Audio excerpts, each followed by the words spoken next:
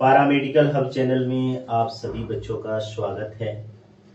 जैसा कि आप लोगों को पता है कि हम लगातार हेमेटोलॉजी का सीरीज लेके आ रहे हैं और हमने पिछले क्लास में हेमेटोपोइसिस के बारे में बात किया था और वो हमारा 16वां लेक्चर था। आज भी हम हेमेटोपोइसिस का सीरीज चल रहा है और हेमेटोपोइसिस के बारे में बात करेंगे। पिछले क्लास में हमने देखा था कि स्टेम सेल क्या है। हमने पूरे हेमेटोपोइसिस को 4 स्टेजेस में बांटा था। एक बार मैं आप लोगों को याद दिला दूं, वो 4 स्टेजेस कौन कौन से थे। तो हमने हेमेटोपोइसिस को सबसे पहले कहा था कि इसका सबसे पहला स्टेज है स्टेम सेल स्टेज। उसके बाद हमने कहा था दूसरा स्टेज है प्रोजेनिटर सेल स्टेज। हमने तीसरे सेल के बारे में सेल स्टेज, तीसरे सेल के बारे में हमने कहा था कि कौन सा सेल है, तो तीसरा है precursor cell stage, precursor cell stage. और चौथा कौन सा स्टेज था, तो चौथा हमारा था पेरिफेरल सेल स्टेज। क्या था बाबू? Peripheral cell stage. ये 4 स्टेजेस में हमने देखा था कि हेमेटोपोइसिस हो रहा है। और हमने पिछले क्लास में स्टेम सेल के अंदर कौन सा सेल आता है, तो स्टेम सेल खुद आता है। और स्टेम सेल के बारे में हमने पिछले क्लास में पिछले लेक्चर में कवर किया था। आज के लेक्चर में हम बात करेंगे प्रोजेनिटर सेल स्टेज के बारे में कि ये प्रोजेनिटर सेल स्टेज क्या है और प्रोजेनिटर सेल स्टेज में कौन कौन से सेल रहते हैं और इसका काम क्या है। ठीक है, तो चलिए मेरे प्यारे बच्चों, आज हम बात करते हैं प्रोजेनिटर सेल स्टेज। दूसरी चीज मैं एक बात बताना चाहता हूं, हमने ये भी कहा था कि भाई हेमेटोपोइसिस जो है एक सीक्वेंस में होता है, एक प्रोसेस है। जो भी चीजें प्रोसेस होती है वह एक सीक्वेंस में होती है। जैसे मैं बोलूं कि सबसे पहले क्या होगा, ये किसी भी सेल्स का ओरिजिन होगा। क्या होगा? ओरिजिन। ओरिजिन मतलब उत्पत्ति होगी। उत्पत्ति के बाद क्या होगा, तो उत्पत्ति के बाद इसकी संख्या बढ़ेगी, जिसको मेडिकल टर्म में प्रोलिफरेशन बोलते हैं। प्रोलिफरेशन के बाद क्या होगा, तो प्रोलिफरेशन के बाद इसका डिफरेंशिएशन होगा। डिफरेंशिएशन का मतलब है नेक्स्ट सेल में चेंज होना। डिफरेंशिएशन, ठीक है।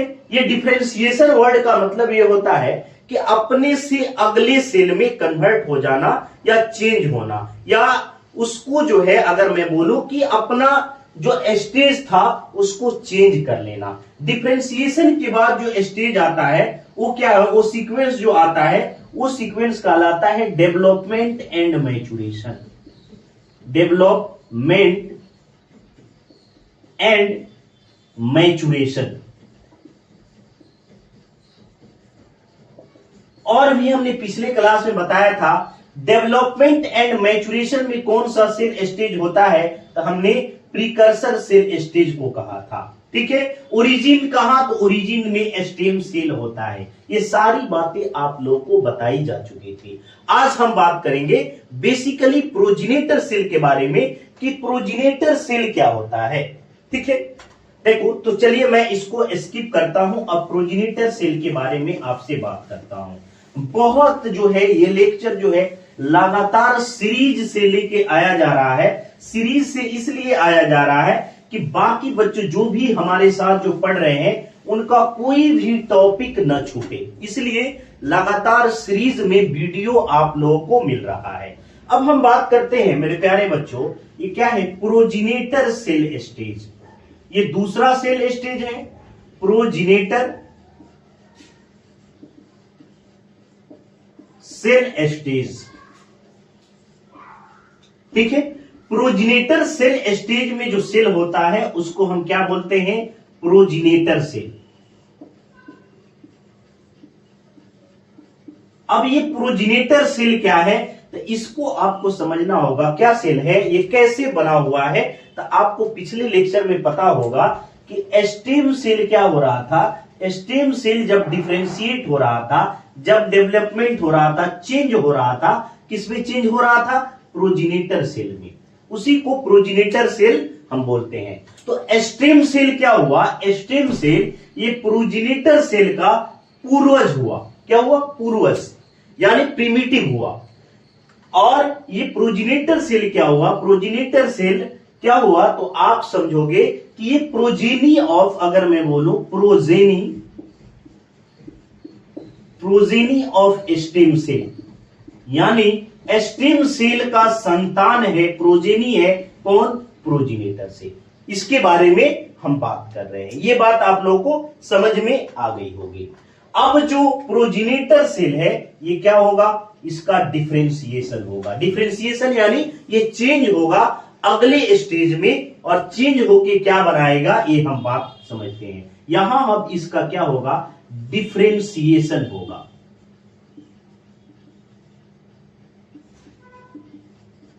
और डिफरेंशिएशन होके क्या बनाएगा, इसकी एक खासियत है कि भाई प्रोजेनिटर सेल क्या करता है, एक ही टाइप के टारगेट सेल बनाता है। आप लोगों को शायद समझ नहीं आ रहा होगा। स्टेम सेल की खासियत थी कि ये क्या कर रहा था, एक सेल्फ रिन्यूअल कर रहा था, खुद अपनी संख्या बरकरार रख रहा था सेल डिवीजन के दौरान। लेकिन दूसरा जो है स्पेशल सेल बना रहा था, स्पेशल सेल। लेकिन ये क्या करेगा, ऐसा नहीं करेगा, अपनी संख्या तो बरकरार रखेगा। और ये स्पेशल सेल किसी भी सेल में चेंज हो जा रहा था, ये स्पेशल सेल किसी भी सेल में चेंज हो रहा था, एनी सेल में।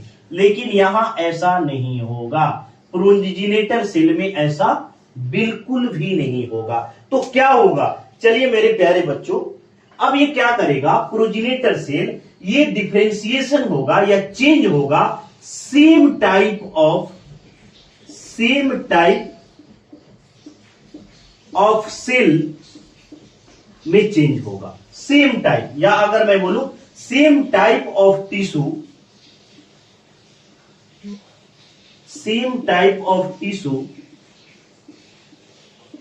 या ऑर्गन सेल। सेम टाइप का क्या मतलब है बाबू, अगर ये ब्लड सेल बनाने के लिए कमिटमेंट कर दिया तो आगे चल के ये ब्लड सेल ही बनाएगा। ये क्या कर रहा था, स्पेशल सेल किसी भी सेल्स में कन्वर्ट हो जा रहा था। लेकिन यहां ऐसा नहीं होगा, ये सेम टाइप ऑफ टिश्यू या ऑर्गन सेल में अगर ये कमिटमेंट कर दिया, यहां अगर मैं आप लोगों से बात करूं, ये कमिटमेंट कर दिया कि भाई ये लीवर सेल बनाएगा तो आगे चल के लीवर सेल ही बनाएगा, अगर ये ब्लड सेल बनाएगा तो आगे चल के ब्लड सेल ही बनेगा, किसी यानी एनी सेल में कन्वर्ट नहीं होगा। ये वाला प्रोसेस यहां नहीं होगा। ये बातें आप लोगों को समझ में आई होगी, ठीक है। तो मेरे प्यारे बच्चों, आप लोग एक बार स्क्रीनशॉट ले लीजिए, ठीक है। अब इसी को हम बोलते हैं, ये ब्लड सेल या जो भी सेल ये बनाएगा उसी का हम नाम देते हैं, मतलब target type cell. Target type cell का क्या मतलब है, यहां टारगेट टाइप सेल का मतलब ये है कि ये इसकी एक टारगेट बन जाएगी प्रोजेनिटर सेल का, कि आगे चल के हमको कौन सा सेल बनाना है वही सेल बनाएगा, किसी दूसरे सेल में कन्वर्ट नहीं होगा। ये बातें आप लोगों को समझ में आई होगी। अब हम यहां समझते हैं प्रोजेनिटर सेल कितने टाइप के होते हैं, ये हम बात करते हैं। प्रोजेनिटर सेल स्टेज में कौन कौन से सेल आते हैं उसके बारे में हम बात करेंगे। एक बार आप लोग स्क्रीनशॉट ले लीजिए, इसको हम जो स्किप कर रहे हैं।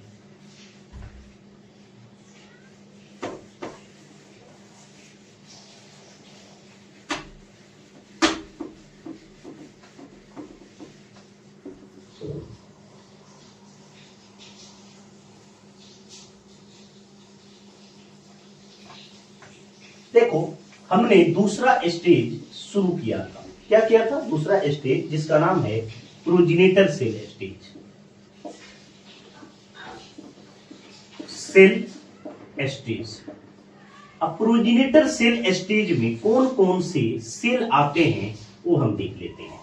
सबसे पहले जब शुरुआत होती है हेमेटोपोइसिस की या हेमोपोइसिस की, तो सबसे पहला सेल होता है स्टेम सेल। गौर से समझिएगा, स्टेम सेल। स्टेम सेल क्या करता है, आगे चेंज होता है हेमेटोपोइटिक स्टेम सेल में। किसमें कन्वर्ट होता है मेरे प्यारे बच्चों, हेमेटोपोइटिक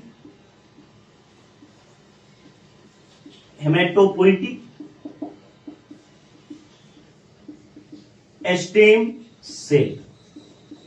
ठीक है, इसी को क्या बोलते हैं, प्लूरीपोटेंट हेमेटोपोइटिक स्टेम सेल बोलते हैं। एक वर्ड लग जाता है, pluripotent hematopoietic stem cell.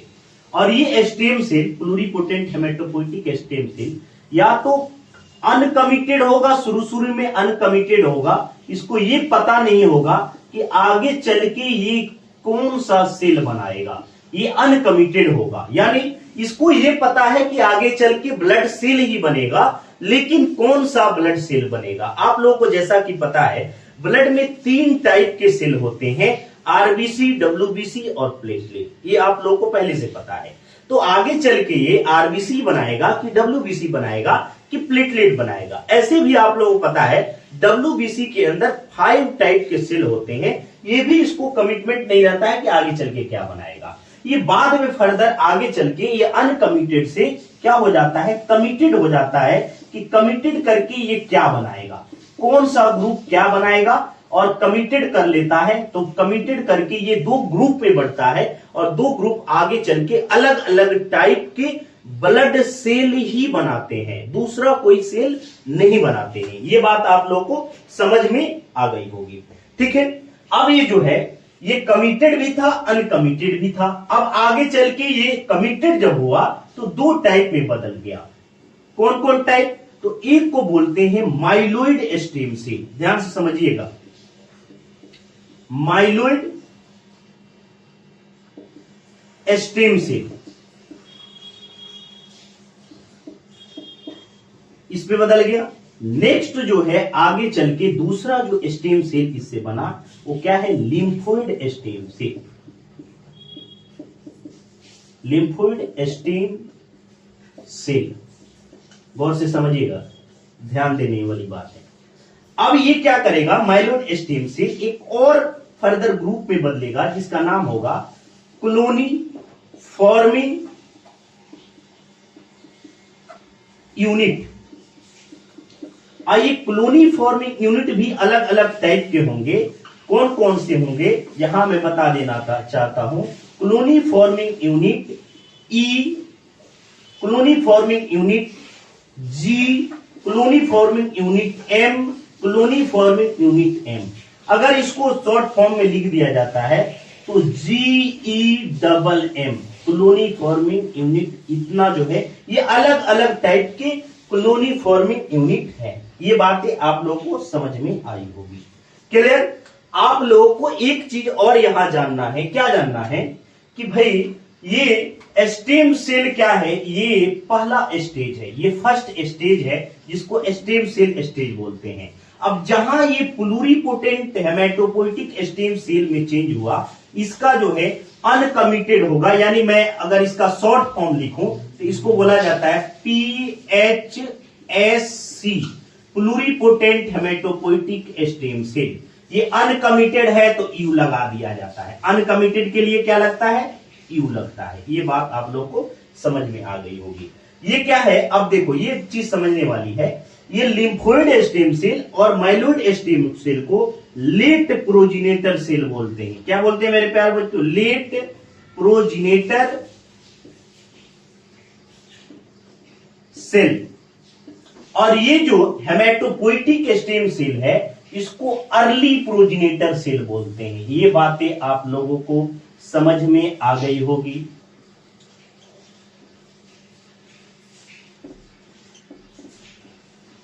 Cell, early progenitor cell कौन है, तो hematopoietic stem cell. Late progenitor cell कौन है, यानी जब कमिटेड कर ले रहा है तो 2 टाइप में बढ़ रहा है, तो लिम्फोइड स्टेम सेल और माइलोइड स्टेम सेल और कॉलोनी फॉर्मिंग यूनिट, ये तीनों क्या है, ये लेट प्रोजिनेटर सेल है। ये बातें आप लोगों को समझ में आ गई होगी। प्रोजेनिटर सेल स्टेज में कौन कौन से सेल आते हैं, तो pluripotent haematopoietic stem cell, committed और अनकमिटेड दोनों। दूसरी बात है कि भाई लेट प्रोजेनिटर स्टेम सेल में कौन आते हैं, तो भाई lymphoid stem cell, myeloid stem cell और कॉलोनी फॉर्मिंग यूनिट आता है। और कॉलोनी फॉर्मिंग यूनिट के 4 टाइप होते हैं, वो आगे चल के अलग अलग टाइप के सेल बनाते हैं। ये बातें आप लोगों को समझ में आई होगी। एक बार मैं जो है आप लोग स्क्रीनशॉट ले लीजिए और मैं इसको स्किप करना चाहता हूं।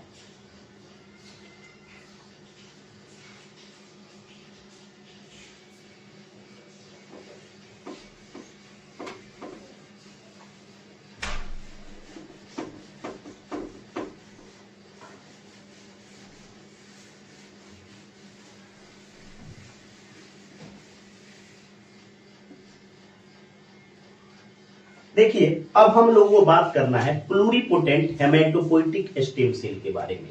अब जो प्रोजेनिटर सेल स्टेज चल रहा है, दूसरा stage progenitor cell stage. Progenitor cell stage का पहला सेल कौन सा है, प्रोजेनिटर सेल स्टेज। और यहां आपको प्रोजेनिटर सेल स्टेज में हमने दिखाया कि ये 2 टाइप के होते हैं, early progenitor cell stage, early progenitor cell stage, और दूसरा क्या है, लेट प्रोजेनिटर सेल स्टेज। क्या होता है, लेट प्रोजेनिटर सेल स्टेज। ये आप लोगों को समझ में आ गया होगा। अर्ली प्रोजेनिटर सेल स्टेज में कौन कौन से सेल होते हैं, तो अर्ली प्रोजेनिटर सेल स्टेज में आपको नजर आएगा कि भाई एक ही सेल है, प्लूरिपोटेंट हेमेटोपोइटिक स्टेम सेल। ये क्या है, कमिटेड भी है यानी अनकमिटेड भी है और कमिटेड भी है। U for uncommitted, C for committed. ये आपको समझ में आ गया होगा। ये जो है फर्दर 3 टाइप के इसमें सेल है, myeloid stem cell, myeloid stem cell. Myeloid stem cell आगे चल के किसमें बना रहा है, कॉलोनी फॉर्मिंग यूनिट बना रहा है, यूनिट। और कॉलोनी फॉर्मिंग यूनिट 3-4 टाइप की यानी 4 टाइप के होते हैं। दूसरा है नंबर 1, और दूसरा यहां आपको आ जाएगा, मिलेगा कौन सा, तो दूसरा लिम्फोइड सेल स्टेज। ये आपको समझ में आया होगा, लिम्फोइड सेल स्टेज, या इसी को लिम्फोइड स्टेम सेल भी बोलते हैं, स्टेम सेल। ये क्लियर हो गया। अर्ली और लेट दोनों आप लोगों को समझ में आ गया। अब हम उठाएंगे early progenitor cell. Early progenitor cell में कौन सा सेल है, PHSC है, प्लूरिपोटेंट हेमेटोपोइटिक स्टेम सेल। अब प्लूरिपोटेंट हेमेटोपोइटिक स्टेम सेल क्या होता है उसके बारे में बात करेंगे। तो देखो, हमने बताया कि प्लूरिपोटेंट हेमेटोपोइटिक स्टेम सेल क्या है, सबसे पहला सेल है जो ब्लड बनाएगा, सबसे पहला। ये आगे जाके ब्लड सेल में कन्वर्ट होगा। इसके अलावा यानी सबसे फर्स्ट सेल है जो आगे चल के ब्लड बनाएगा। ये बात आप लोगों को समझ में आ गई होगी, ठीक है। अगर मैं आप लोगों को बात करूं कि भाई इसके बारे में 2-4 लाइन में यहां बात कर लेता हूं कि भाई प्रीमिटिव मतलब सबसे पुराना या सबसे पहला, primitive cell of blood cell. Blood cell का सबसे पहला सेल कौन सा है, तो भाई प्लूरिपोटेंट हेमेटोपोइटिक स्टेम सेल, ठीक है। इसकी लोकेशन कहां है, कहां पाया जाता है, लोकेशन में इसकी बता देता हूं भाई, बॉडी में कहां पाया जाता है, तो लोकेशन है इसका bone marrow. Bone marrow, bone marrow में कहां पाया जाता है, तो बोन मैरो में, रेड बोन मैरो।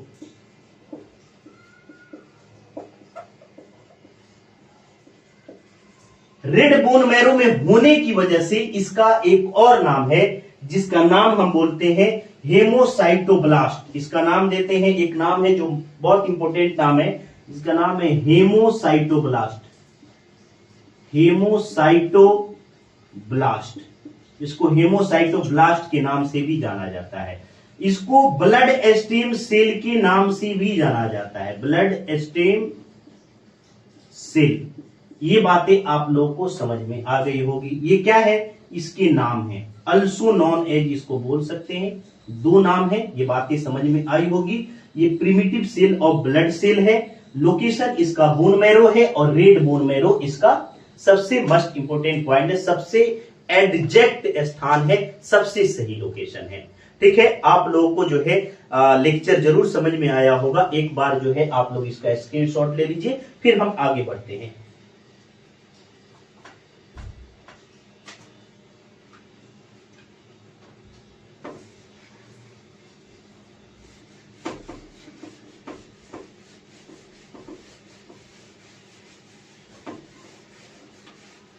देखो हम पढ़ रहे हैं, हम एक्चुअली आप लोगों को पढ़ रहे हैं कि भाई PHSC pluripotent haematopoietic stem cell पढ़ रहे हैं। ये पहले अनकमिटेड रहता है, अनकमिटेड का मतलब ये होता है कि भाई इसको पता नहीं है कि आगे चल के क्या करेगा, ये डिजाइंड नहीं हुआ है कि आगे चल के कौन सा ब्लड सेल बनाएगा। इसको इतना पता है कि आगे चल के ब्लड सेल बनाना है, अब कौन सा ब्लड सेल बनाना है इसको पता नहीं है, इसके पास जानकारी नहीं है या इसको इंस्ट्रक्शन नहीं है कि आगे चल के तुमको कौन सा ब्लड सेल बनाना है, लाइक WBC बनाना है कि प्लेटलेट बनाना है कि RBC बनाना है, ये चीजें इसकी जानकारी में नहीं है। अब ये क्या होगा, क्यों अगर मैं बोलूं कि भाई ये क्या करता है और आगे चल के क्या बनाएगा, अगर अनकमिटेड की बात करो तो इस पे हम एक लाइन लिख सकते हैं, it is not designed for, यहां लिखते हैं it is not designed for particular type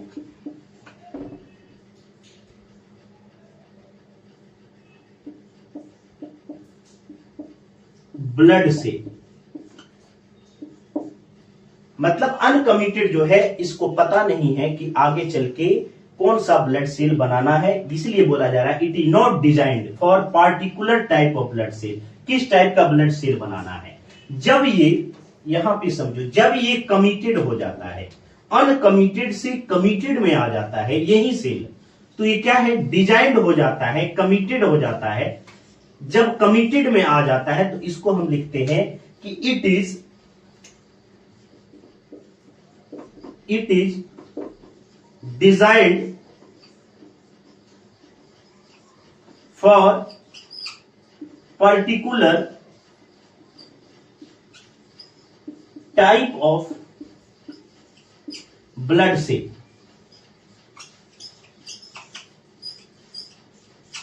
particular type of blood cell, आशा करता हूं आप लोगों को समझ में आ रहा होगा। Particular type of blood cell, clear है। यानी अब ये कमिटेड करके डिजाइन हो चुका है कि आगे चल के कौन सा सेल बनाएगा। जब कमिटेड हो जाता है तो ये कमिटेड होके दो पार्ट में बढ़ता है, जो पहले हम देख चुके हैं, एक लिम्फोइड स्टेम सेल, एक माइलोइड स्टेम सेल। ये बातें आप लोगों को समझ में आ गई होगी। अब हम बात करते हैं बाबू कि यही सेल जो PHSC है, PHSC को आगे चल के आप लोगों को पता है कि आगे जब भी जाएगा ये क्या बनाएगा कि भाई ब्लड सेल ही बनाएगा। क्या बनाएगा, ब्लड सेल। क्या बनाएगा, आगे चल के ब्लड सेल बनाएगा। अब ये कमिटेड हुआ है तो भाई दो टाइप के कमिटमेंट जब इसका हो गया है तो कमिटमेंट दो टाइप से हुआ है, एक माइलोइड ग्रुप में हुआ है, माइलोइड ग्रुप वाला सेल बनाएगा, और दूसरा कमिटेड करके लिम्फोइड में हुआ है, लिम्फोइड में। अब लिम्फोइड वाला क्या बनाता है, आगे चल के लिम्फोइड वाला लिम्फोसाइट बनाता है, अब माइलोइड वाला बाकी अदर ब्लड सेल है वो सभी बनाता है। ये बातें आप लोगों को समझ में आ गई होगी। तो यहां अर्ली प्रोजिनेटर सेल हमने खत्म कर दिया, प्रोजिनेटर सेल खत्म कर दिया, अगले लेक्चर में हम बात करेंगे लेट प्रोजिनेटर सेल के बारे में। लेट प्रोजिनेटर सेल कौन कौन सा है?